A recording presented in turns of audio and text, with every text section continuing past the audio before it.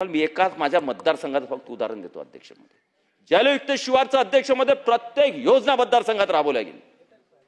मग ते पाणी फाउंडेशन असेल त्याची कामं आमच्या पुरेच्या जैन फाउंडेशन असेल त्यांचीही कामं आमच्या मतदारसंघात सगळ्या प्रकारच्या स्वयंसेवी संस्था असतील लोकांचा लोकसहभाग असेल शासनाचा सहभाग असेल। आज त्या मतदारसंघामध्ये अध्यक्षमध्ये 2014च्या पूर्वी जळगाव जामोद मतदारसंघ तसाही तो खार पानपट्ट्यामधला मतदारसंघ आहे, त्याची भूजल स्तरची रचना ही वेगळीच आहे। आणि त्या मतदारसंघामध्ये अध्यक्ष महोदय 2014च्या पूर्वी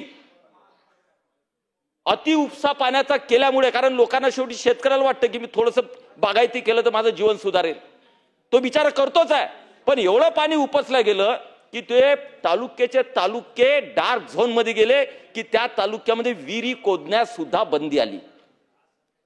मग शासनाच्या विहिरी नाही खोदता आल्या तर सिंचन कुठून होणार आहे?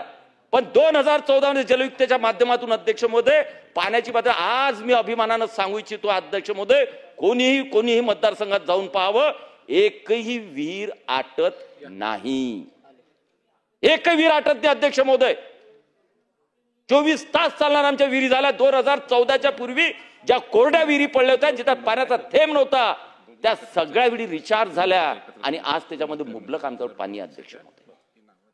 आज 90% रब्बीचा हंगाम हा त्या 2 तालुक्यामध्ये आम्ही बागायती करू शकतो आहे।